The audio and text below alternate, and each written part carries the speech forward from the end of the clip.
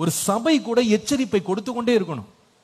எச்சரிப்பை கொடுக்கல அப்படின்னா அங்க வருகிற ஆத்துமாக்கள் அநேக வேளையில வரப்போகும் தீங்கை குறித்த அறிவில்லாமல் மிகப்பெரிய ஆபத்தில் என்ன பண்ணிடுவாங்க, சிக்கிடுவாங்க. இன்னைக்கு நிறைய பேர் சபைக்கு வரும்போது எப்படிப்பட்ட செய்திகளை எதிர்பார்க்கிறாங்கன்னா, அவர்களை நல்ல சந்தோஷப்படுத்துகிற செய்திகளை எதிர்பார்க்கிறாங்க. நிறைய பேர் தங்களை குதூகலப்படுத்துற செய்திகளை எதிர்பார்க்கிறாங்க. சில பேர் தங்களை உற்சாகமூட்டுற செய்தி தான் வரணும் அப்படின்னு எதிர்பார்க்கிறாங்க. நம்ம ஊர்ல பாருங்க, சில வேளையில் ரொம்ப வேதனையா இருக்கும். அதுல போட்டிருக்கோம் ஸ்பீட் பிரேக்கர் அஹெட் அப்படின்னு போட்டிருக்கோம் ஒரு போர்டு. அது மேலேயே ஒருவரை காணவில்லைன்னு சொல்லி என்ன பண்ணிருப்பாங்க, ஸ்டிக்கர் ஒட்டிருப்பாங்க. பார்த்திருக்கீங்களா? அல்லது அதிலே ஒட்டியிருப்பாங்க வருந்துகிறோம் அப்படின்னு. பாவம், யாரோ ஒருத்தர் இறந்து போனவருடைய நினைவு நாள் அல்லது அவருடைய அடுத்த வருந்துகிறோம் இவர் தான். சொல்ல விளங்குதா உங்களுக்கு?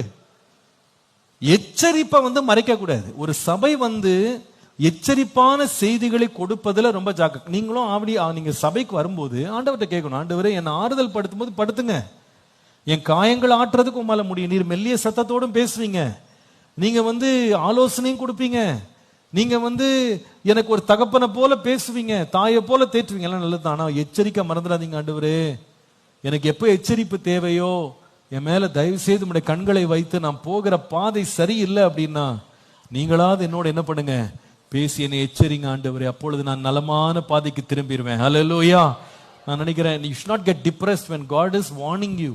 கர்த்தர் ஒரு சபைக்கு நீங்க வரும்போது எச்சரிப்பான வார்த்தைகளை நம்முடைய தனிப்பட்ட வாழ்க்கை குறித்து, குடும்பத்தை பற்றி, நம்முடைய ஆவிக்குரிய வாழ்க்கை குறித்து கர்த்தர் பேசும்போது மனம் நொந்து போயிடக்கூடாது, சோர்ந்து போயிடக்கூடாது. இதெல்லாம் என்னங்க செய்தி, எப்ப பார்த்தாலும் எச்சரிக்கிறாங்க. இல்ல எச்சரிப்பு ரொம்ப அவசியம், ரொம்ப அவசியம்.